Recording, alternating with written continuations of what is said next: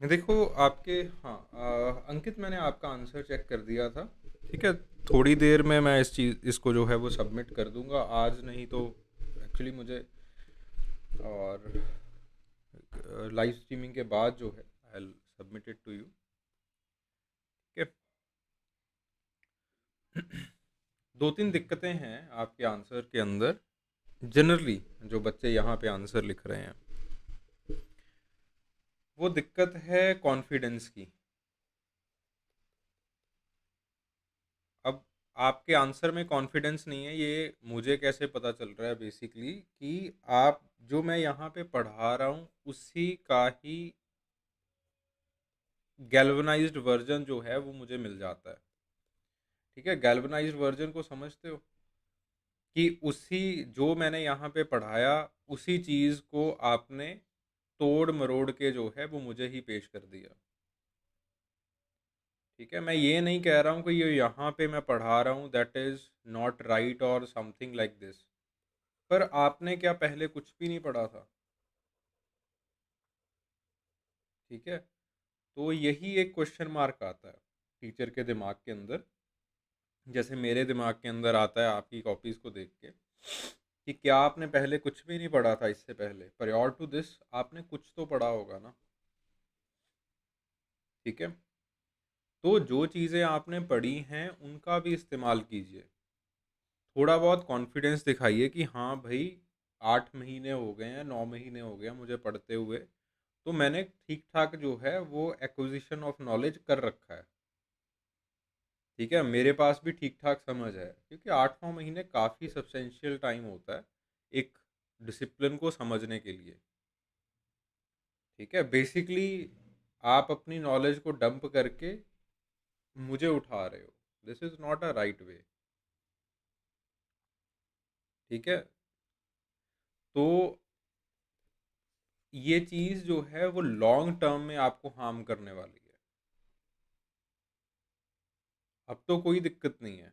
ठीक है, मैं भी जो है वो खुशी खुशी आपको मार्क्स दे दूंगा, मेरा पढ़ाया हुआ मेरे लिए चेक करना बहुत ही ईजी है। ओके। नहीं आयुषी, आपका आंसर अभी वैल्यूएट करना पड़ा है, मैं करता हूँ आपका आंसर वैल्यूएट।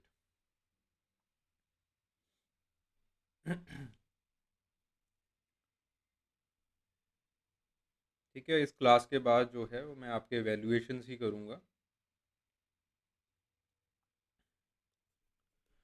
ओके, तो अपने ऊपर कॉन्फिडेंस रखिए। इस साल दो टॉपर्स जो हैं वो मेरे पास एज अ रिपीटर आए थे, दो, तीन तीन टॉपर थे। ठीक है, एक लड़की आईपीएस थी, एक आईआरएस थी, एक लड़का जो है वो आईआरटीएस था।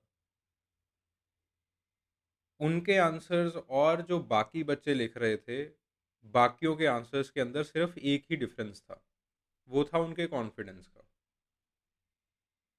ठीक है, जो आईआरएस थी वो फिर भी जो है वो अपनी नॉलेज को डंप करके मेरे आंसर्स को कॉपी कर रही थी। ठीक है, बिकॉज सिमिलर पैटर्न से जो है वो मैंने उनको समझाया है, उनको भी सिमिलर पैटर्न से पढ़ाया है, जैसे मैं आपको यहाँ पे पढ़ा रहा हूँ। ठीक है, वो फिर भी जो है वो एक डंपिंग कर रही थी, लेकिन जो आईपीएस थी लड़की, they she was not dumping at all. उसको अपने आप के ऊपर जो है वो कॉन्फिडेंस था कि जो मैं लिख रही हूँ, इसने पहले भी थोड़े बहुत मार्क्स मुझे दिए हैं और आने वाले टाइम में भी ये चीज़ मुझे मार्क्स दे रही है। सो रियल सेंस के अंदर वो वैल्यू एडिशन कर रही थी। ठीक है, she was not copying at all. तो बेसिकली यही एक जो है वो सबसे बड़ी दिक्कत हो जाती है बच्चों के साथ, कि जब हम उनको कोई भी इस तरह से, वो कोई किताब पढ़ते हैं, लेट्स से वो विवेक भास में पढ़ रहे हैं, अब विवेक भास में के अंदर कुछ सब्सटेंशियल तो है नहीं, इसके अंदर basically there are answer structures. विवेक भास में बेसिकली आपको यही बता सकती है कि आप अपने जो कंटेंट है उसको किस तरह से स्ट्रक्चराइज कर सकते हो, दैट इज इट। ठीक है, शून्य के नोट्स आजकल वो केक बन रखे हैं, उसके अंदर भी कुछ सब्सटेंशियल नहीं है। ठीक है, बच्चे जो अपनी एग्जिस्टिंग अंडरस्टैंडिंग होती है उसको डंप करके कभी इसके पीछे लग जाते हैं, कभी इसके पीछे लग जाते हैं, कल को चौथी कोई और किताब आ जाएगी उसके पीछे लग गए। मैंने साइनॉप्सिस अपने रिलीज कर दिए, मैंने किताब रिलीज कर दी, मेरे पीछे लग गए। भाई कब तक भेड़ बकरियां बनते रहोगे? ठीक है, इस बात को समझिए, ये बहुत ज़रूरी चीज़ें हैं, बहुत ज़रूरी बातें हैं ये सारी, कि जो नॉलेज आपने अभी तक एक्वायर की है उसके ऊपर पूरा कॉन्फिडेंस रखें और उसके अंदर चीज़ों को ऐड करें। अगर आपको ऐसा लग रहा है कि जो मैंने चीज़ें अभी तक कर रखी हैं वो सारी की सारी फिजूल थी, ठीक है, मेरे साथ डिस्कस कर लो कि ये फलां फलां चीज़ें हैं और सर मुझे फिजूल लग रहा है ये सारी चीज़ें, तो भाई वी विल डिसाइड कि उस चीज़ को डंप करना है या नहीं करना है। ठीक है ना?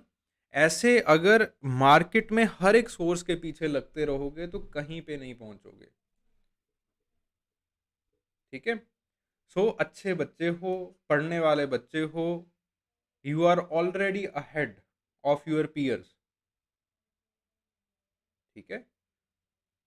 तो अपने ऊपर कॉन्फिडेंस रखो और कॉन्फिडेंस के साथ जो है वो आगे बढ़ो। ठीक है, सबसे पहले जो यूपीएससी क्रैक करना है वो आपने अपने दिमाग में क्रैक करना है कि हाँ I can do it, I will do it. ठीक है, तब जाके आप जो है वो आगे बढ़ पाओगे। अगर पहले ही कॉन्फिडेंस नहीं है या फिर पहले ही डाउट के अंदर हो कि पता नहीं होगा या नहीं होगा, पता ही नहीं क्या होने वाला है, तो भाई बहुत बड़ी दिक्कत आ जाएगी, तो नहीं कर पाओगे अच्छे से। ठीक है,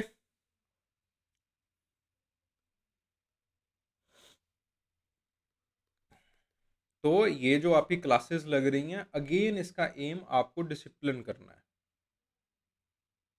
इसका एम बिल्कुल भी ये नहीं है दैट आपको जो है वो आपकी एग्जिस्टिंग नॉलेज को डंप करवाया जाए या फिर कुछ ऐसा करवाया जाए। हाँ, आप अपना क्रिटिकल एवेल्युएशन कर सकते हो। अगर अभी तक आपने ऐसा कुछ सोचा ही नहीं था कि मैं जो है वो एंथ्रोपोलॉजिस्ट के पर्सपेक्टिव्स लिख सकता हूँ या लिख सकती हूँ, तो भाई गलत ट्रैक के ऊपर हो। ठीक है, उस चीज़ को आप जो है वो समझ सकते हो या समझा सकते हो अपने आप को।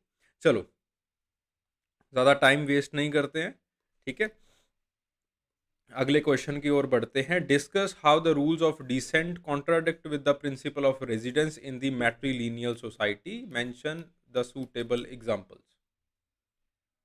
ठीक है, ये क्वेश्चन जो है वो एचसीएस के अंदर रिपीट हुआ था। हाँ, एक और चीज़ है, इफ़ यू हैव टाइम तो जो स्टेट सिविल सर्विसेज एंथ्रो के पेपर, आजकल बहुत कम स्टेट सिविल सर्विसेज एंथ्रो के पेपर ले रही हैं, ऑप्शनल के पेपर ले रही है, ज़्यादातर ने हटा दिया है। एचसीएस हरियाणा सिविल सर्विसेज, ठीक है, पहले मैं यूपी के भी पेपर देखा करता था, हिमाचल प्रदेश सिविल सर्विसेज। ठीक है, तो ये दो जो आपके पास एग्जाम्स लेती हैं बॉडीज, और उसके साथ जम्मू कश्मीर पब्लिक सर्विसेज। ठीक है, तो ये जो तीनों स्टेट्स हैं इनके जो एग्जाम्स हैं वो जरूर देखा करो। एचसीएस ने ये क्वेश्चन पूछा था पहले, write a short note on the matrilineal puzzle, ये सवाल पूछा था, और उसी चीज को जो है वो रीफ्रेम करके यूपीएससी ने पूछ लिया। ठीक है, तो अगर आप यूपीएससी की तैयारी कर रहे हो तो ऑप्शनल के अंदर जो भी स्टेट सिविल सर्विसेज के अंदर भी जो क्वेश्चन पूछे जा रहे हैं एक बार उनके पेपर जरूर देख लिया करो। ठीक है, एचसीएस लेती है पेपर, उसके अंदर एंथ्रो का ठीक ठाक जो है वो लेवल आ जाता है। हिमाचल प्रदेश में पेपर होता है, उसमें भी बढ़िया एंथ्रो का लेवल डालते हैं। आजकल जम्मू कश्मीर में पूछा जा रहा है, जम्मू कश्मीर इज बेसिकली अभी तक तो कॉपी पेस्ट चल रहा है यूपीएससी का। ठीक है, तो ये जो क्वेश्चन था it was inspired from the matrilineal puzzle,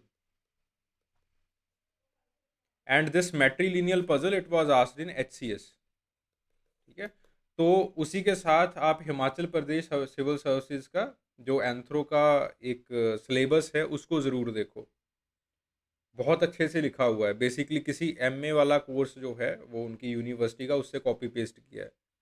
अक्सर आप देखोगे यूपीएससी बहुत बार उस सिलेबस से इंस्पायर हो रही होगी। ठीक है, सिलेबस से तो खैर नहीं इंस्पायर हो रही होगी, बट वो जो एग्जामिनर्स होते हैं, क्योंकि वो एमए का कोर्स पढ़ा रहे होते हैं, obviously they are inspired from that syllabus. ठीक है, तो इस तरह से चीज़ों को देखते रहिए। एनी हाउ, सो बेसिकली इसके अंदर क्या होता है दैट अगर आप पैट्रीलिनियल सोसाइटी की बात करो, तो पैट्रीलिनियल सोसाइटी के अंदर आप अपने पिता के घर में रहते हो। जो रेजिडेंस रूल है वो क्या कहता है कि आप जो है वो अपने फादर के घर में रहोगे। ठीक है, और जो आपके पास ज़मीन आ रही होती है, ठीक है, जो आपके पास प्रॉपर्टी आ रही होती है, वो भी कहाँ से आ रही होती है? आपके पिता से ही आ रही होती है। Got the point? तो बेसिकली आपके पास यहाँ पे कोई कंफ्यूजन नहीं है, यहाँ पे कोई कंफ्यूजन नहीं है, कोई पजल नहीं है। पैट्रिलिनियल सोसाइटी के अंदर बड़ी चीजें साफ स्पष्ट हैं कि आपका जो किन ग्रुप होगा वो भी आपके पिता के नाम समांतर होगा, कि वो भी आपके पिता वाला नाम लेगा। आपका जो किन एसोसिएशन है, जो भी आपका किन ग्रुप है, ठीक है, आप अपने पिता के घर में रहोगे। जो आपकी प्रॉपर्टी आएगी वो भी आपके पिता से ही आपको मिलेगी। कोई कंफ्यूजन नहीं है, सब कुछ जो है वो पिता ही कर रहा है, कोई दिक्कत वाली बात नहीं। लेकिन जैसे ही आप मैट्रिलिनियल सोसाइटीज के अंदर शिफ्ट करते हो, आप अपनी प्रॉपर्टी जो है वो आप मदर से ले रहे हो। ठीक है, जो लड़की है वो अपनी प्रॉपर्टी मदर से इनहेरिट करती है। ठीक है, या फिर अपनी प्रॉपर्टी जो भी है, लड़का भी अपनी मदर की प्रॉपर्टी के ऊपर, मदर के रेजिडेंस के ऊपर बैठा होता है। ठीक है, बट जो प्रॉपर्टी का केयर टेकर है दैट इज जनरली दी मामा। ठीक है, वो जो है वो मेटरनल अंकल जो है वो केयर टेकर होता है। ठीक है, बच्चे की परवरिश करनी है वो भी मेटरनल अंकल ने करनी है। अगर लड़का है वो ज्यादा वक्त अपने पिता के साथ नहीं, माता के साथ नहीं, मेटरनल अंकल के साथ बिताता है। ठीक है, जो फादर होता है, एक sense of fatherhood is there, but father does not stage at the residence. ठीक है, रेजिडेंस में फादर नहीं रहेगा, फादर विजिटिंग फादर रहेगा बहुत बार सोसाइटीज के अंदर। So this is the matrilineal puzzle. यही बात यहां पे की गई है। Discuss how the rule of descent contradict with the principle of residence. अब डिसेंट प्रॉपर्टी कहां से आ रही है? ठीक है, प्रॉपर्टी कहां से आ रही है? मदर लाइन से आ रही है। But eventually if you are a male, तो आप मदर के साथ नहीं रहोगे। ठीक है, आप मदर के साथ नहीं रह सकते हो, प्रॉपर्टी मदर साइड से आएगी। ठीक है, मदर के साथ जो है वो लड़की रहेगी, आपको बाहर मूव करना पड़ जाएगा। ठीक है, even if you are married with somebody, आप उसके साथ नहीं रहोगे, हालांकि प्रॉपर्टी के केयर टेकर थोड़े बहुत जो है वो आप भी हो जाओगे उसके मामे के साथ। ठीक है, तो मैट्रिलिनियल पजल जो है, this is the matrilineal puzzle. Got the point? समझ में आ रही है बात? अच्छा, किन किन को ये मैट्रिलिनियल पजल समझ में आ गया वो बता दो। ठीक है, फिर आगे बढ़ते हैं।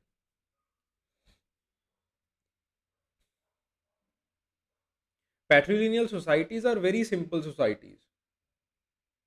पिता के घर घर पे रहोगे, पिता से ही जमीन जायदाद मिलेगी, पिता का ही नाम रहेगा। मैट्रिलिनियल सोसाइटी के अंदर माता का नाम रहेगा, माता से जमीन मिलेगी, लेकिन माता के साथ रहोगे नहीं, माता के साथ उसका भाई रहेगा। ठीक है, got the point? This is the matrilineal puzzle. जो रूल ऑफ रेजिडेंस है, it is contradicting with the rule of descent.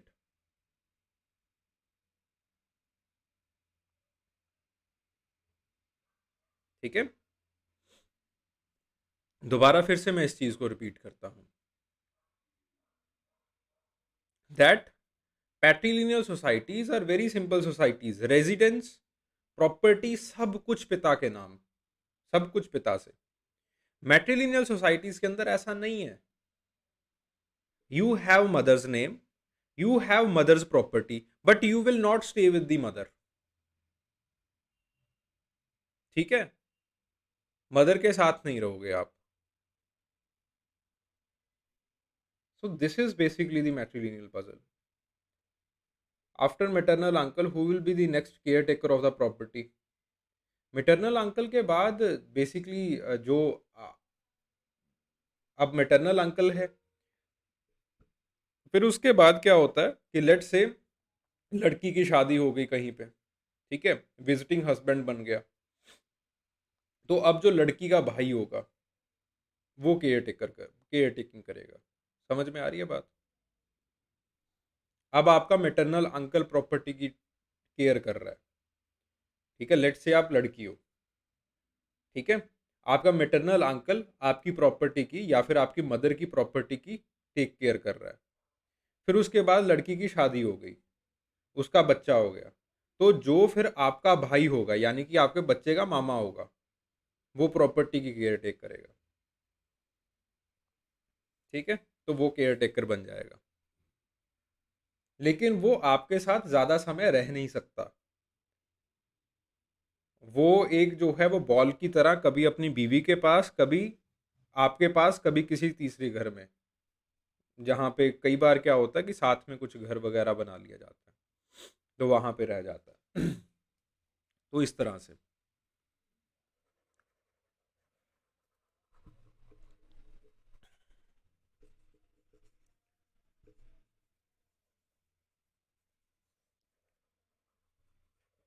ठीक है जी, चलिए, इस चीज़ को लिखिए, अपनी ज़ुबान के अंदर लिखिए, बुरा अच्छा जैसा भी लिखा जाता है इस चीज़ को लिखने की कोशिश कीजिए, ठीक है? Okay, your time starts now. अच्छा, अगर अगर किसी को अभी भी कोई दिक्कत आ रही है, नहीं समझ में आ रहा है, तो अपना जो भी डाउट है वो आप यहाँ पे पूछ लीजिए, ठीक है, कोई भी इशू है, ठीक है, डोंट बी फ्राइटेंड कि ये क्या कहेगा, ये क्या होगा, एक्सेट्रा एक्सेट्रा।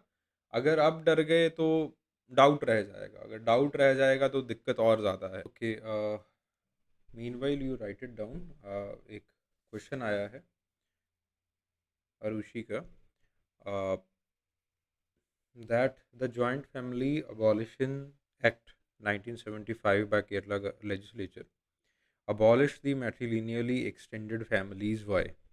इसका जो प्राइमरी रीज़न था वो ये था, the as per I know, कि there was a practice of visiting husbands. जो मैट्रिलिनियली एक्सटेंडेड फैमिलीज हुआ करती थी उसका एक सिस्टम चल गया था विजिटिंग हस्बैंड। वो नायर का केस स्टडी तो पढ़ा होगा ना आपने। नायर के केस स्टडी के अंदर क्या था कि there are two marriages. Once आप जो है इस चीज़ का घोषणा कर देते हो दैट लड़की जो है वो ब्याने लायक हो गई है, फिर उसके बाद जो है लड़की जो है वो डेट करना स्टार्ट कर देती है।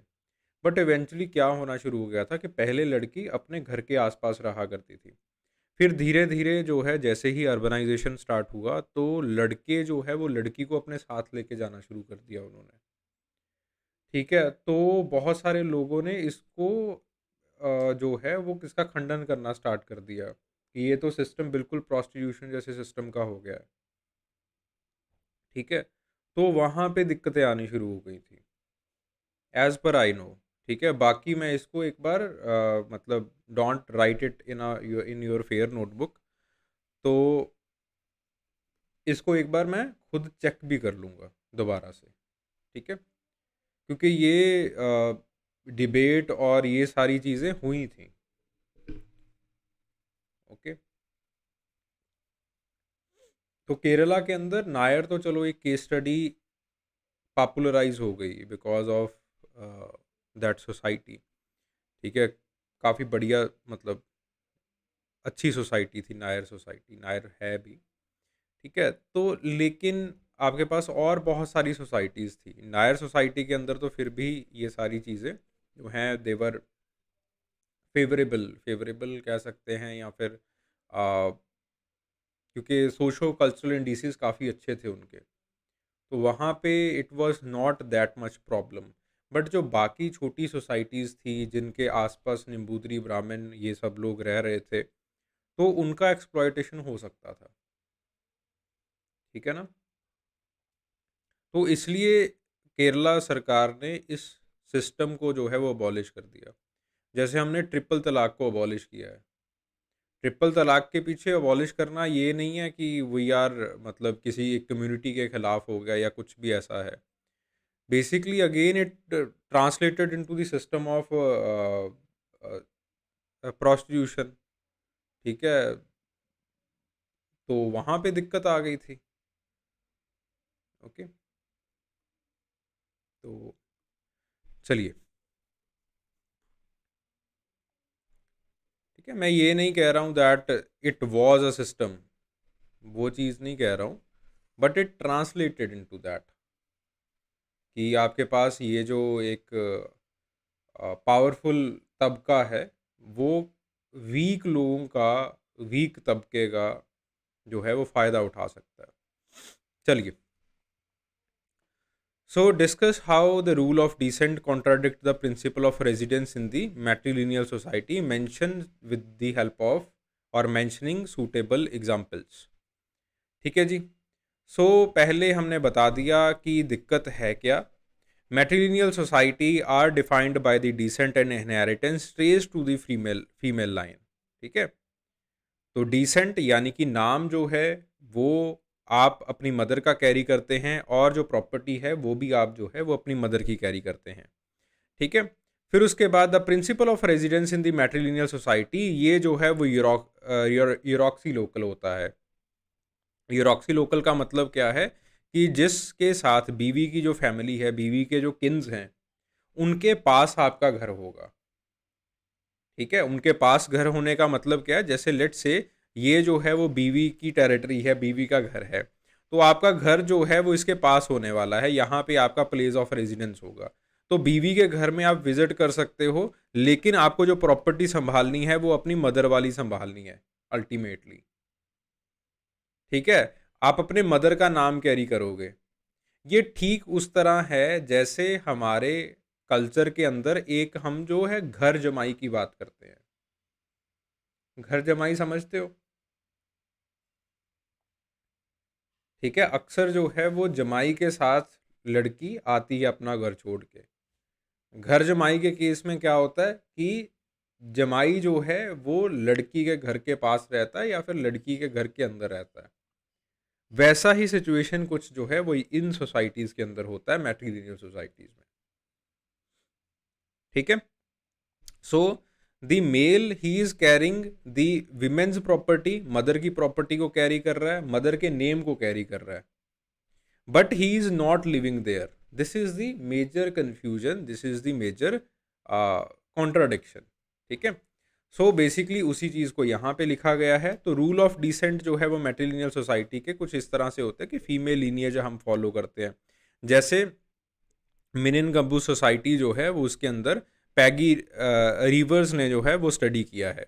ठीक है, फिर उसके बाद जो प्रिंसिपल ऑफ रेजिडेंस होता है मैट्रिलिनियल सोसाइटी के अंदर, जैसे खासीज के अंदर हेमेंड्रॉफ ने स्टडी किया है कि जो हस्बैंड है ही usually moves to the wife's family. ठीक है, इनटू दी वाइफ्स फैमिली और नियर दी वाइफ्स फैमिली। ठीक है, तो आपके पास जो है the youngest daughter often inherits the पैट्री, जो आपके पास जो पूरे घर की जो प्रॉपर्टी होती है, और मैट्री लाइन का कंटिन्यूशन जो यंगेस्ट डॉटर है वो करती है। ठीक है, लेकिन जो हस्बैंड है उसके नाम जो है वो प्रॉपर्टी आती नहीं है, बेटे के नाम जो है वो प्रॉपर्टी आती नहीं है, और जो बेटा है जो कि आगे चल के हस्बैंड बनता है वो अपनी वाइफ के घर में रहता है या फिर वाइफ के घर के पास रहता है। ठीक है, आपके पास जो है कॉन्ट्राडिक्शंस, पहली कॉन्ट्राडिक्शन ये है that the disparity in the property right and family obligations.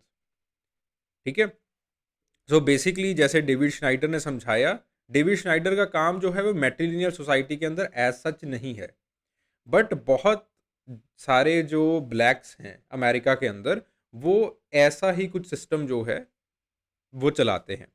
ठीक है, मैन इन यूएस में बियर द फैमिलीज नेम, ठीक है, जो कि उसके पैट्रिलिनियल या मैट्रिलिनियल डिसेंट का है, लेकिन वो अपनी वाइफ की प्रॉपर्टी के पास रहता है। ठीक है, तो आपके पास जो है वो या फिर उसके घर के अंदर रहता है। ठीक है, सो इसके अंदर जो है you have the contradiction.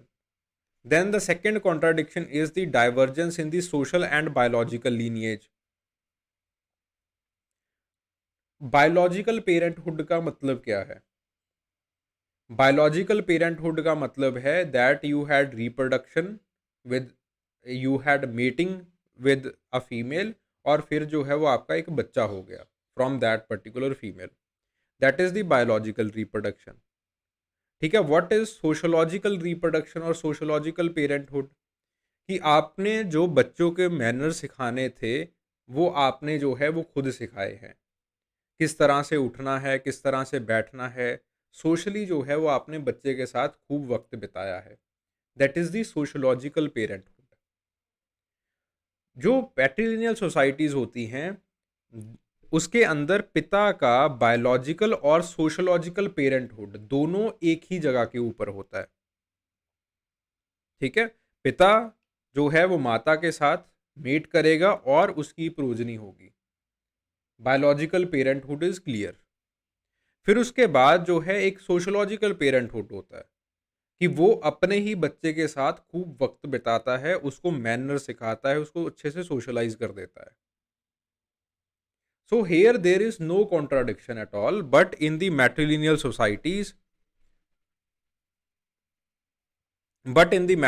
Societies, आपके पास जो है ये एक कॉन्ट्राडिक्शन होती है. ठीक है. तो आपके पास वही चीज को रॉजर किसिंग जो है वो समझाते हैं सोलमन आइलैंड्स के अंदर, कि जो आपके पास बायोलॉजिकल पैटर्निटी है वो अलग होती है इसमें, और जो सोशोलॉजिकल पैटर्निटी है वो अलग होती है. बायोलॉजिकल पैटर्निटी कहाँ पे है? बायोलॉजिकल पैटर्निटी जो है वो अपनी वाइफ के बच्चों के साथ है, यानी कि जो जिसके साथ वो मेट कर रहा है. लेकिन जो सोशोलॉजिकल पैटर्निटी है वो किसके साथ होगी? अपने भांजे के साथ होगी, अपनी बहन के बच्चे के साथ होगी. उसको उसकी वो परवरिश करेगा. खेतों को कैसे जोतना है, कैसे बीज बीजने हैं, उन चीजों के बारे में वो उसके साथ बात करने वाला है. ठीक है. तो अब इसके अंदर कॉन्ट्राडिक्शन है. देन उसके बाद tension in the socio economic responsibilities. Raymond Firth इस चीज को जो है वो बताते हैं कैलकुलेट करके, एथनोग्राफी करके. While man lives with the wife's family, जो कि यूरोक्सी लोकल रेजिडेंस होता है, his matrilineal descent require him to contribute to the economic prosperity of the mother's lineage. वही बात आ गई, अपनी बहन के खेतों को जोतना पड़ता है. ठीक है. लेकिन ना जो किसके पास रहेगा? वाइफ की फैमिली के पास रहेगा. अगर वाइफ की फैमिली के पास रह रहा है तो आप जिसकी छत यूज कर रहे हो आपको उसी के खेतों को जोतना पड़ेगा, उसी के लिए काम करना पड़ेगा. लेकिन नहीं, यहाँ पे हो नहीं सकता. वो अपनी बहन के लिए काम करेगा. ठीक है. Then the fourth contradiction, the role in religious and the ceremonial events. जैसे गारो लोगों में देखा जाता है, जो नॉर्थ ईस्ट के लोग हैं. ठीक है. इसको जो है वो कैरोलाइन ओसेला ने डॉक्यूमेंट करके दिखाया है. ठीक है. सो while living in his wife's house, he is involved in the religious rituals and ceremonies of his own matrilineal clan. जब कोई हवन होगा, जब कोई भी रिलीजियस सोशल सेरेमनी होगी, अपनी वाइफ से पहले वो अपनी बहन को रखेगा. रहेगा किसके पास? वाइफ के पास. ठीक है. तो चौथा कॉन्ट्राडिक्शन यहाँ पे आ गया. तो मेजरली एक इंसान की ज़िंदगी में, एक मर्द की ज़िंदगी में मैट्रिलिनियल फैमिलीज़ के अंदर ये 4 कॉन्ट्राडिक्शंस होती हैं. पहली कॉन्ट्राडिक्शन, प्रॉपर्टी राइट कहीं और से आ रहा है, किसी और की प्रॉपर्टी में रह रहे हैं. फैमिलियल ऑब्लिगेशन कुछ और है. रह किसकी प्रॉपर्टी में रहे हो? वाइफ की प्रॉपर्टी में. लेकिन काम किसके लिए? किसकी ऑब्लिगेशन? किसके बच्चों को पालन पोषण करोगे? अपनी वाइफ के, अपनी बहन के बच्चों का, भांजों का, भांजियों का. ठीक है. फिर उसके बाद सोशल और बायोलॉजिकल लीनिएज का डाइवर्जेंस है, वही चीज़ आ गई. फिर उसके बाद जो है वो सोशो इकोनॉमिक रिस्पॉन्सिबिलिटीज में टेंशन है, रहना कहीं और है, रिस्पॉन्सिबिलिटी किसी और की. ठीक है. फिर उसके बाद जो भी रिलीजियस सेरेमनीज होती हैं, you generally the husbands are not present, the brothers are present. Okay, so आपके पास जो है वो केस स्टडी है, ठीक है। गैरी विटरस्पून की जो है वो एक केस स्टडी है नवाहोस की। नवाहो के अंदर वो इसी चीज़ को, कुछ नवाहो पैट्रिलिनियल हो चुके हैं, कुछ जो है वो अभी भी मैट्रिलिनियल है, तो उनके अंदर इन्हीं चीज़ों को वो समझाते हैं, ठीक है। सो इस चीज़ को खुद जो है वो एक बार रीड कर लेना, वही जो ऊपर वाली बातें मैंने कही हैं वही नीचे लिखी गई हैं। तो ये 4 कॉन्ट्राडिक्शंस में से एक मर्द जो है वो मैट्रिलिनियल सोसाइटी से गुजरता है, ठीक है। उन चीज़ों को आपको लिखना था। Okay, anybody having any kind of doubt? Concept अच्छे से समझ में आ गया? ठीक है। The next question,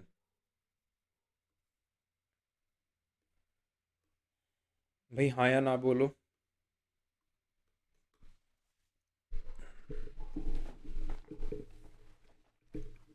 so the next question, explain the structural analysis of kinship as proposed by Claude Levi Strauss. ठीक है, इसको तो कर लोगे, कोई दिक्कत नहीं है इसमें। जो हमारी पिछली क्लास थी जिसके अंदर हमने मैरिज रेगुलेशंस के बारे में बात की थी कि किस तरह से लेवी स्ट्रॉस ने इंसिस्ट टैबू की बात की, इंसिस्ट टैबू की वजह से आपके पास मैरिज रेगुलेशंस बन जाती हैं। वो मैरिज रेगुलेशन सिर्फ और सिर्फ रेगुलेशंस तक सीमित रह जाती हैं कि आपके पास दो तरह की सोसाइटीज़ हैं, एक जो है वो आपके पास क्लोज्ड सोसाइटी है, एक जो है वो आपके पास ओपन सोसाइटी है। ओपन सोसाइटी के अंदर basically you have the negative rules कि किसके साथ शादी नहीं करनी है। In the close society you have the positive rules, ठीक है। उसके अंदर जो है वो आपके पास प्रेफरेंशियल मैरिजेस हो जाती हैं। प्रेफरेंशियल मैरिजेस को वो बेसिकली कैटेगराइज करते हैं into symmetrical and asymmetrical. Symmetrical को दो पार्ट्स के अंदर डिवाइड किया जाता है, इमीडिएट एंड डिलेड, ठीक है। तो ये बात हो रही थी, व्हाट द पॉइंट। इसके अंदर हमने सिर्फ और सिर्फ रेगुलेशंस की बात की थी। अब इस सवाल के अंदर बेसिकली मैं समझाता हूँ, कोई दिक्कत। अब इस सवाल के अंदर जो है वो बेसिकली आपको इससे एक कदम आगे बढ़ जाना है। आपको ये देखना है कि इन मैरिजेस की वजह से, इन अलायंसेस की वजह से जो सोसाइटी है वो कैसी बनने वाली है, सोसाइटी का फॉर्मेशन कैसा कैसा होने वाला है, ठीक है। जैसे फॉर एग्जांपल जो आपके पास इमीडिएट सिमेट्रिकल मैरिजेस थी, ठीक है, जो आपके पास इमीडिएट सिमेट्रिकल मैरिजेस थी उसके अंदर क्या हो रहा था कि एक ही जनरेशन के अंदर विमेन ए से बी जा रही थी, बी से जो है वो ए जा रही थी, ठीक है। इसका मतलब क्या है कि ए और बी का जो सोशल स्ट्रक्चर है वो अलाइक होने वाला है, सेम होने वाला है। ए और बी का जो किनशिप स्ट्रक्चर है वो भी क्या होने वाला है, वो सेम होने वाला है, ठीक है। सो ऐसी चीजें जो है वो आपको इसके अंदर लिखनी है, गॉट द पॉइंट, ठीक है। सो एक कदम जो है वो आगे बढ़ जाना है, मैं जस्ट आपको एक समझा ही देता हूँ यहाँ पे, ठीक है। ये वही चीजें हैं, तो बेसिकली इसको आपने एक्स्ट्रा बनाना है। ए और बी स्ट्रक्चरली सिमिलर होंगे, फंक्शनली सिमिलर होंगे, both are givers and taker of the wives, ठीक है। और जो एक्सचेंज है वो इमीडिएट है, कोई साइकिल नहीं होगा, दोनों के अंदर मैकेनिकल सॉलिडारिटी होगी, ओके। तो ऐसी चीज़ें जो है वो आपको लिखनी है, इस चीज़ ये इंपॉर्टेंट है। फिर उसके बाद इसके नीचे हमने एग्जाम्पल लिख दी, ओके। ऐसे करना है इसको, एक कदम आगे बढ़ना है सिर्फ। जो पिछली हमने पूरा एनालिसिस किया था उससे सिर्फ एक कदम आगे है, ठीक है। वो डायग्राम बनाने की ज़रूरत नहीं है जो हमने जो स्केयर ये वाली बनाई थी कि वाइफ का फ्लो ऐसे होगा वैसे होगा। सिंपल सा एक तरीके से आप शो कर सकते हो दैट ए से बी दोनों का एक्सचेंज होगा। अगली जो आपके पास पैट्रिलिनियल क्रॉस कजन मैरिज होने वाली है उसके अंदर आपके पास जो है वो अगली generation A1 A2 B1 B2 करके इस तरह से दिखा सकते हो कि A1 में B2 की तरफ फ्लो है, अगली जनरेशन में इस तरह से फ्लो है। This is first generation. अगर आप इस लेटर को लिखते हो इस रोमन लेटर को लिखते हो इस तरह से, इसका मतलब होता है जनरेशन।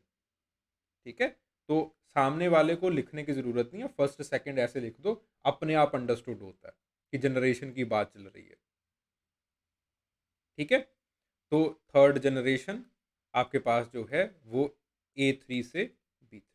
ठीक है, तो इस तरह से जो है वो आप चीज़ों को लिख सकते हो, सिर्फ ऐसा बना देना, that is also more than sufficient. लेकिन नीचे कैसी सोसाइटी बनेगी वो आपको लिखना पड़ेगा। ठीक है, दोनों के अंदर यहाँ पे जैसे you have the mechanical solidarity, यहाँ पे आपके पास जो है वो ऑर्गेनिक सॉलिडेरिटी आएगी। तो उन चीज़ों को लिखना ज़रूरी है। चलो लिखो, शाबाश। ठीक है, समझ में आ गई बात? हाँ या ना बोलो जल्दी से। Okay, this will be the last question, फिर मुझे आगे जाना है कहीं पे। ठीक है, कॉल्स आ रही हैं, तो इन दो क्वेश्चन के ऊपर आज का जो सेशन है वो सीमित करेंगे। Explain the structural analysis of kinship as proposed by Levi Strauss. तो इंट्रोडक्शन के अंदर अगेन वही चीज़ें लिखेंगे कि लेवी स्ट्रॉस कहते हैं कि बाइनरी ऑपोजिशंस बन गए कंसैंग्यूनिटी और एफिनिटी के बीच में, और इवेंचुअली मैरिज अलाइंसेस जो है वो शुरू हो गए। और ये जो पूरी की पूरी थ्योरी है ये उन्होंने अपनी किताब एलिमेंट्री स्ट्रक्चर्स ऑफ सोसाइटी के अंदर, स्ट्रक्चर्स एलिमेंट्री डी पेरेंटे, ठीक है, ये किताब का नाम है, उसके अंदर जो है वो लिखा है, वही सारी की सारी पुरानी बातें हैं। ठीक है, अकॉर्डिंग टू हिम एक्सचेंज की एक पॉजिटिव सोशल वैल्यू होती है, और सबसे पहले जो एक्सचेंज है वो फूड, गुड्स, सर्विसेज और विमेन के अंदर शुरू हुआ। और ये सब कुछ क्यों शुरू हुआ? क्योंकि इंसिस्ट टैबू आ चुका था। इंसिस्ट टैबू क्यों आया था? क्योंकि बाइनरी ऑपोजिशंस बन गए थे। किस चीज़ के अंदर बाइनरी ऑपोजिशन बन गए थे? कंसैंग्यूनिटी और एफिनिटी के बीच में। ठीक है, बात खत्म। तो इंसिस्ट टैबू बाइनरी ऑपोजिशंस कंसैंग्यूनिटी और एफिनिटी के बीच में बनने की वजह से आपके पास जो है सबसे पहले मैरिज अलायंसेस जो है वो बनने शुरू हो गए। अब जो मैरिज अलायंस सिस्टम है वो दो तरह की सोसाइटीज़ के अंदर बना। तो पहले जो है वो आपके पास पहली सोसाइटी है क्लोज सिस्टम सोसाइटी, या फिर जिसको हम कहते हैं एलिमेंट्री सिस्टम्स। दूसरे होते हैं कम्प्लेक्स सिस्टम्स और दी ओपन सिस्टम सोसाइटी। ठीक है, तो आपके पास जो एलिमेंट्री सिस्टम्स हैं, एलिमेंट्री सिस्टम्स के अंदर दो तरह के एक्सचेंजेस हैं। The first is the direct system, the second is the indirect system. ठीक है, जनरलाइज रेस्ट्रिक्टेड करके आपकी मर्जी है, लिखना चाहते हो ऐसे लिख दो, कोई दिक्कत नहीं है। ठीक है, जो डायरेक्ट सिस्टम है that is the immediate and delayed. तो वही बात है कि आपके पास जो है मैरिज अलाइंसेस या फिर जो प्रेफरेंशियल मैरिजेस हैं, they are divided into two parts, elementary systems and complex systems. Elementary system again divided into two parts, symmetrical and asymmetrical. Symmetrical marriages again divided into two parts, immediate and delayed. ठीक है, immediate के अंदर क्या होता है, bilateral या फिर bilateral cross cousin marriages जो है वो होती हैं। डिलेड के अंदर जो है वो आपके पास पैट्रीलिनियल क्रॉस कजन मैरिजेस होती हैं।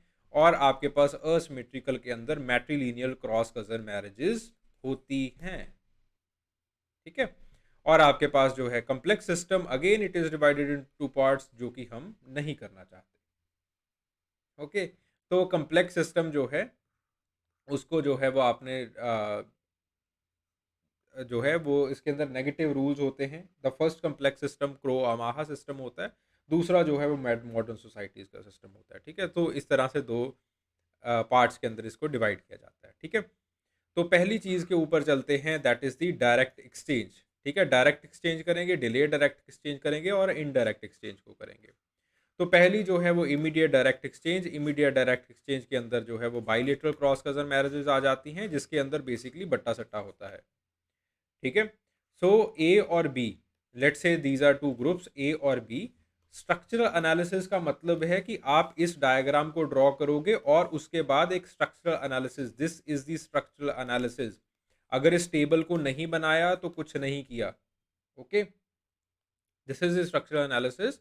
तो ए और बी दोनों स्ट्रक्चरली सिमिलर होंगे, दोनों फंक्शनली सिमिलर होंगे, दोनों गिवर और टेकर ऑफ वाइव्स होंगे। ए और बी दोनों के अंदर जो एक्सचेंज सिस्टम बनेगा दैट विल बी इमीडिएट, एक ही जनरेशन के अंदर विमेन का एक्सचेंज होगा। फिर उसके बाद जो है वो कोई भी साइकिल्स का इन्वॉल्वमेंट नहीं रहेगा। साइकिल्स का इन्वॉल्वमेंट क्या होता है, ए से बी विमेन जा रही हैं, बी से सी और सी से फिर से ए। तो जो कि आपके पास जो है उसके अंदर होता है असिमेट्रिकल मैरिजेस के अंदर होता है, मैट्रिलिनियल क्रॉस कजन मैरिजेस के अंदर होता है। ठीक है। फिर उसके बाद जो है वो ए और बी, क्योंकि दोनों के दोनों स्ट्रक्चरली फंक्शनली सिमिलर हैं, तो दोनों के अंदर जो है वो मैकेनिकल सॉलिडैरिटी रहेगी। Very very very very important. ठीक है। अच्छा, किन लोगों को मैकेनिकल सॉलिडैरिटी के बारे में नहीं पता है, ऑर्गेनिक सॉलिडैरिटी के बारे में नहीं पता है, मुझे बताओ। ठीक है, मैं आपको समझा देता हूँ इसको। ये बहुत इंपॉर्टेंट पॉइंट है। Ultimately examiner looks for this point कि कहाँ पे उसने मैकेनिकल ऑर्गेनिक सॉलिडैरिटी के बारे में लिखी है, बात करी है। This is basically the structural analysis.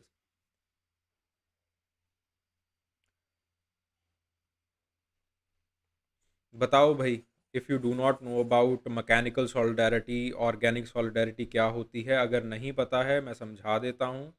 ठीक है, these are the basic concept.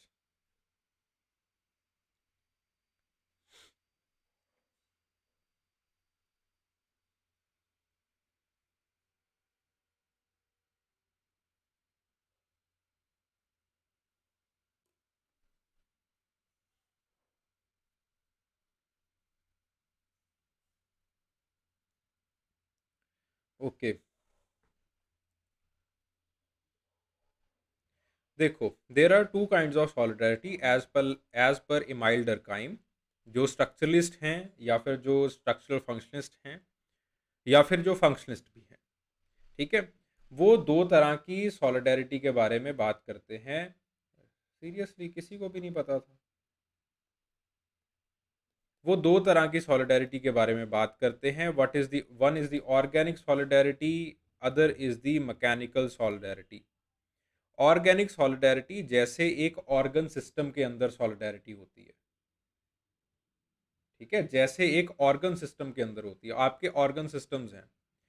आप खाना खाते हो, ठीक है, लेट्स से आपने पहले जो है वो खाना खाया। खाना खा के आपके जो टीथ हैं, उसने खाने को जो है वो पीस दिया। ठीक है। फिर उसके बाद आपका गला है, ऑस्टोफेगस है, उसके अंदर उसने जो है वो खाने को नीचे जो है वो धक्का लगाया। ठीक है। फिर उसके बाद वो खाना जो है वो सबसे पहले आपके स्टोमक के पास पहुंचा। वहाँ पे उसका पहला एनालिसिस हुआ। पहले उसका जो है जो भी फैट्स वगैरह है उसको ब्रेक डाउन किया। ठीक है, जो भी जर्म्स वगैरह हैं HCl डाल के उन जर्म्स को मारा। फिर उसके बाद वो खाना आगे जाता है।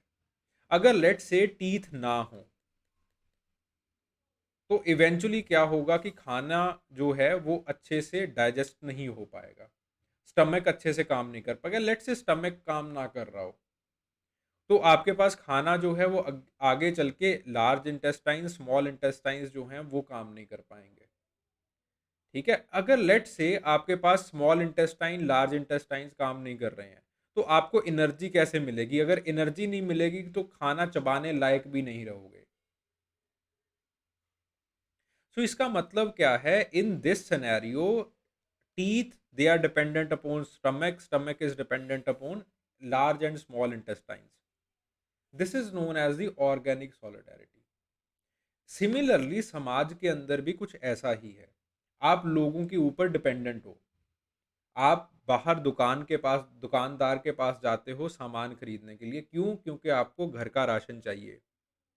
दुकानदार आपसे पैसे लेता है। क्यों? क्योंकि दुकानदार को अपना घर चलाना है।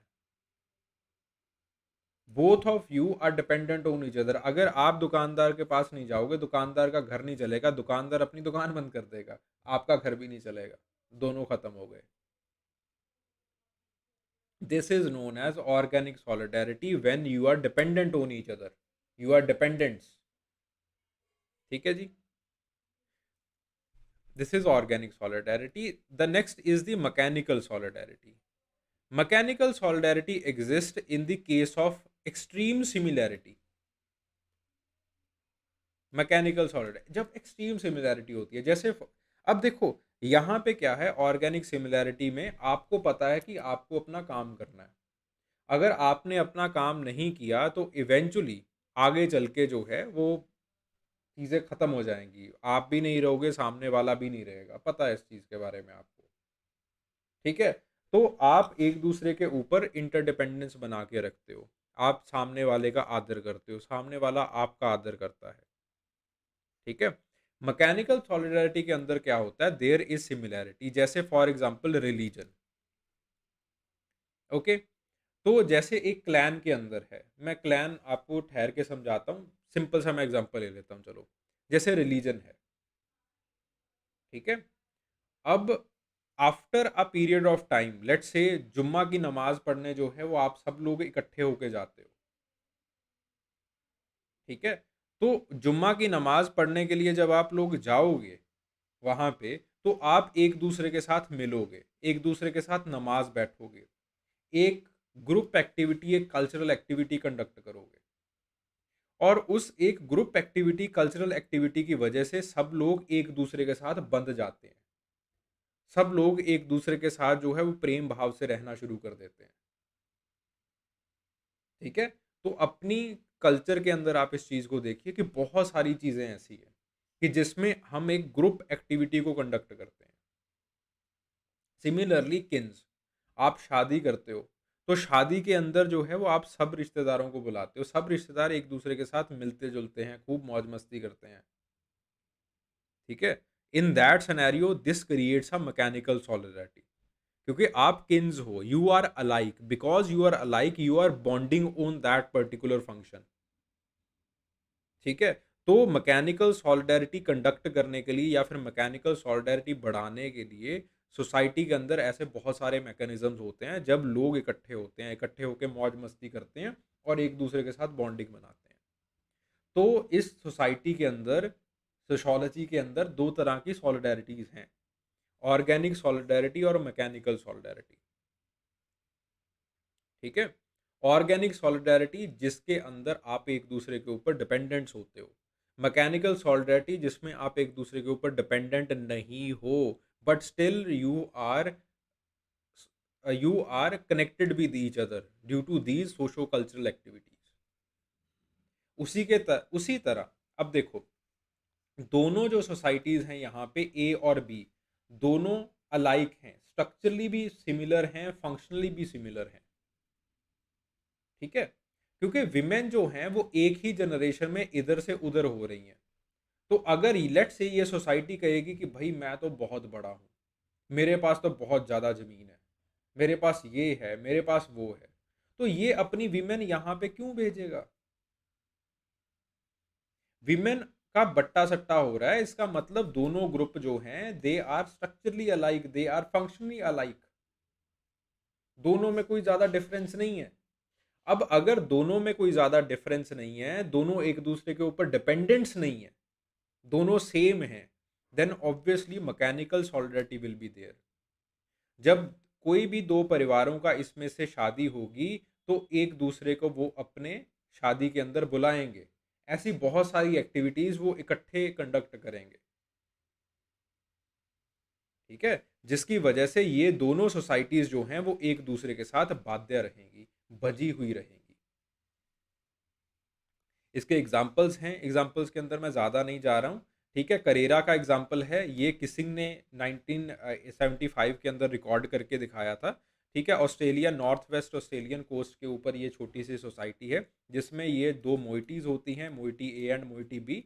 मोइटी बी से मोइटी ए की तरफ विमेन जाती हैं, और ए की तरफ से बी की तरफ जाती हैं। ठीक है? So this is the Karera society. फिर उसके बाद जो है वो मर्जूजारा सोसाइटी है, तो ज़रूरत नहीं है। सिमिलरली हमारे जो है वो साउथ इंडियन के अंदर भी ऐसी सोसाइटीज़ हैं, कूर्ग्स हैं, लिंगायत्स हैं, जिसमें ऐसी मैरिज जो है वो होती रहती हैं। ठीक है? जल्दी से अगले की तरफ बढ़ते हैं। Direct delayed direct exchange. Delayed direct exchange के अंदर बेसिकली आपके पास क्या होता है कि अगर सोसाइटी जनरेशन ए में विमेन इस तरफ जा रही हैं, तो जनरेशन बी में इस तरफ जाएंगी। ठीक है?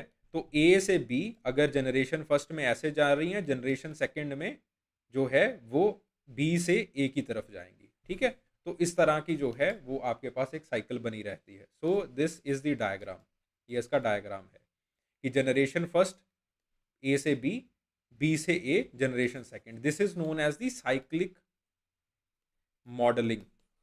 ठीक है? ये बनानी जरूरी है। फिर उसके बाद इसका सोसाइटी का स्ट्रक्चरल एनालिसिस कर दिया हमने। ए एंड बी दोनों स्ट्रक्चरली सिमिलर होंगे, दोनों फंक्शनली सिमिलर होंगे। क्यों? क्योंकि अगर विमेन स्ट्रक्चरली फंक्शनली सिमिलर नहीं है, तो बी, लेट्स से बी कह रहा है कि मैं जो है वो बहुत बड़ा हूँ, I am superior than you, तो अगली जनरेशन के अंदर ए की तरफ विमेन को क्यों भेजा जाएगा, क्यों ब्याई जाएगी विमेन यहाँ पे? दोनों स्ट्रक्चरली सिमिलर होंगे तभी ऐसा काम हो सकता है। ठीक है, दोनों गिवर्स हैं, टेकर्स हैं विमेन के। ठीक है, एक्सचेंज जो है वो पैट्रीलिनियल क्रॉस कजन मैरिज के हिसाब से हो रहा है, एक्सचेंज डिलेड होता है, इस चीज के बारे में आपको पता है। The exchange it involve short cycles. ठीक है, दोनों के अंदर मैकेनिकल सॉलिडारिटी होती है। क्यों? बिकॉज वो दो दो both of them they are alike with each other. ठीक है, इसका जो है वो हमने एग्जांपल ले लिया ट्रोब्रियन आइलैंडर्स के अंदर। आपके पास जो है वो टोबोगू के साथ शादी होती है। टोबोगू का मतलब क्या होता है? बुआ की लड़की। बुआ की लड़की को वहां पे टोबोगू कहते हैं। तो टोबोगू के साथ जो है शादी की जाती है। देन उसके बाद असिमेट्रिकल एक्सचेंज। असिमेट्रिकल एक्सचेंज के अंदर मैट्रिलिनियल क्रॉस कजन मैरिज होती है। मैट्रिलिनियल क्रॉस कजन मैरिज के अंदर जो है वो बेसिकली आपके पास जो है वो विमेन ए से बी, बी से सी, सी से डी की तरफ जाती हैं, और हर एक जनरेशन में ऐसा ही एक फ्लो ऑफ विमेन जो है वो बना रहता है। अगर फर्स्ट जनरेशन में ऐसा है, सेकंड में भी ऐसा रहेगा, थर्ड में भी ऐसा रहेगा, फोर्थ में भी ऐसा रहेगा, फिफ्थ में भी ऐसा रहेगा। ठीक है, तो इट इज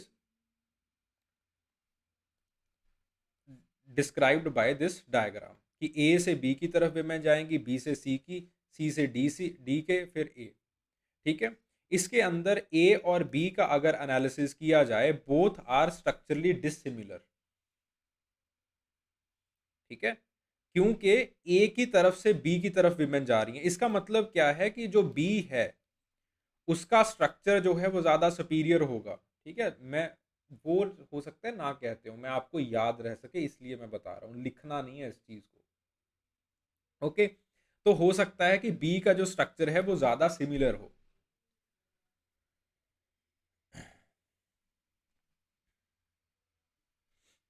ओके, तो आपके पास जो है वो इस तरह से इसका स्ट्रक्चर ज़्यादा सिमिलर हो जाता है। बी से सी का स्ट्रक्चर जो है वो हो सकता है ज़्यादा सुपीरियर हो। तो आपके पास ए जो है वो विमेन गिवर बन जाता है बी को। ठीक है, सो ए और बी का अगर हम स्ट्रक्चरल एनालिसिस करें तो हमें ये देखने को मिलेगा कि दोनों का जो स्ट्रक्चर है वो डिसिमिलर है, दोनों फंक्शनली भी डिसिमिलर हैं। आपके पास ए जो है वो विमेन गिवर है, बी जो है वो विमेन टेकर है।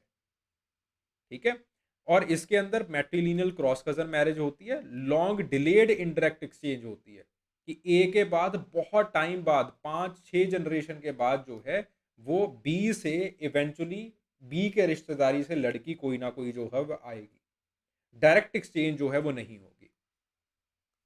ठीक है, फिर उसके बाद लंबे लंबे साइकिल्स होते हैं और इसके अंदर ऑर्गेनिक सॉलिडारिटी होती है। ऑर्गेनिक सॉलिडारिटी क्यों? क्योंकि अगर ए कहेगा कि मैं विमेन नहीं दूंगा, तो बी के पास शादियां होनी बंद हो जाएंगी। ठीक है, अगर बी नाराज हो गया तो ए की जो लड़कियां हैं वो खुश रहना बंद हो जाएंगी। ठीक है, तो इस तरह से जो है एक दूसरे के ऊपर ये डिपेंडेंट्स होते हैं, डिपेंडेंट रहते हैं, जिसकी वजह से ये एक्सचेंज जो है वो चलता रहता है। इसका एग्जाम्पल जो है that is the Purums of Manipur. TC Das ने और निधम ने इसके अंदर जो है वो स्टडी की थी। ठीक है, इस स्टडी को एक बार पढ़ लेना, कॉम्प्लेक्स सिस्टम खुद पढ़ लेना, कोई ज़्यादा ज़रूरत नहीं है इसके अंदर लिखने की। और criticism they are as similar, जो कि हमने प्रेफरेंशियल मैरिज वाले क्वेश्चन के अंदर किए थे। होम्स और शनाइडर जो है वो कहते हैं कि आपके पास ये पैट्रिलिनियल डिसेंट के अंदर इसलिए मैरिजेस ज़्यादा कामयाब होती हैं because there is a sense of love with the maternal uncle.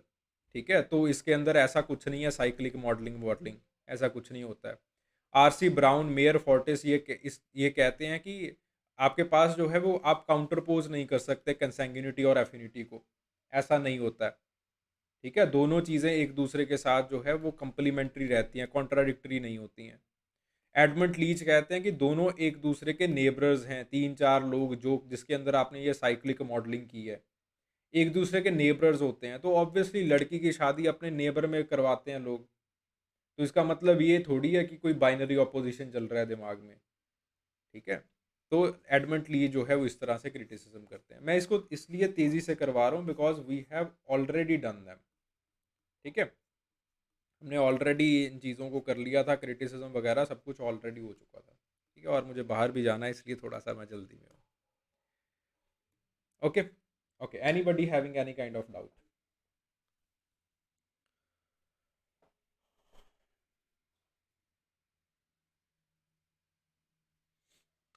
भाई डाउट है तो पूछ लीजिए, just give me a minute. Clan जैसे ही लीनिएजेस कंबाइन करती हैं तो क्लैन बन जाता है। ठीक है, इस चीज़ को इस तरह से समझो, आपको अपने ग्रैंडफादर का नाम याद है, आपको अपने ग्रेट ग्रैंडफादर का नाम याद है, हो सकता है कि ग्रेट ग्रेट ग्रैंडफादर का नाम याद हो। ठीक है, जब तक आपको अपने पूर्वज का नाम याद है उसको हम कहते हैं क्लैन, दैट इज नोन है, सॉरी उसको हम कहते हैं लीनिएज, एक्सट्रीमली सॉरी। ठीक है, फिर धीरे धीरे आपके पास जो है वो आप लोग अपने पूर्वज का नाम जो है वो भूल जाते हो, फिर आप एक मिथिकल पूर्वज जो है वो क्रिएट कर देते हो। जैसे बहुत सारे बांसर्स पंजाब के जो हैं वो कहते हैं कि हमारे जो पूर्वज हैं वो बांस हैं, बैम्बू।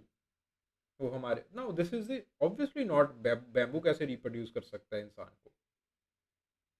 ठीक है, तो इवेंचुअली जो है वो आपके पास एक मिथिकल पूर्वज का सेंस बन जाता है। ठीक है, सो बैम्बू की पूजा के लिए फिर अलग अलग लीनिएज के लोग जो कि इस चीज को मानते हैं वो लोग इकट्ठा होते हैं एक कुल देवी देवता के स्थान के ऊपर, एक पर्टिकुलर प्लेस के ऊपर। तो उस चीज को हम क्लैन कहते हैं। क्लैन के अंदर भी जो इंपॉर्टेंट चीज है, क्लैन के अंदर भी आपके पास ऑर्गेनिक सॉलिडर सॉरी मैकेनिकल सॉलिडारिटी का डेवलपमेंट होता है। क्यों? क्योंकि कुल देवी देवता होती है। ठीक है, तो कुल को क्लैन कहते हैं। ठीक है, अगर हम देसी भाषा के अंदर देखें, एक ऐसा कुल जिसके अंदर आपको इंसेस्टर याद नहीं है, मिथिकल इंसेस्टर है। ठीक है, that is known as clan.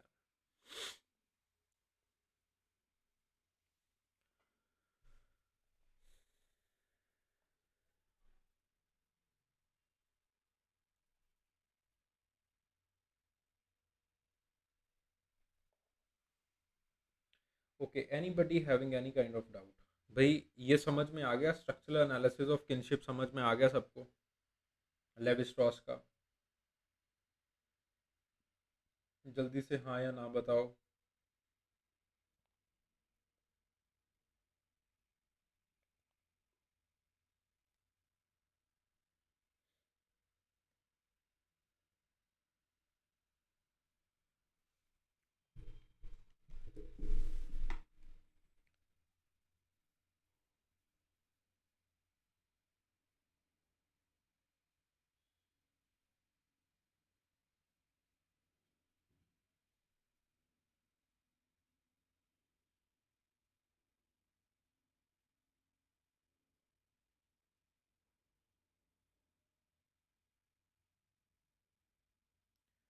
Blood relations आप डेमोन्स्ट्रेट नहीं कर सकते।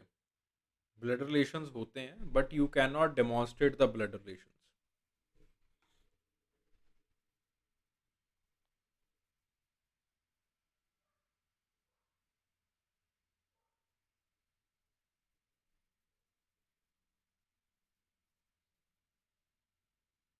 ठीक है, चलिए चलिए, थैंक यू वेरी मच। अगर कोई भी डाउट आता है किसी को भी किसी तरह का, तो वही पूछ सकते हो। ठीक है, इसके अंदर पूछ लेना, डिस्कशन ग्रुप डिस्कशन फोरम इसीलिए होती है। ठीक है, चलिए, ओके।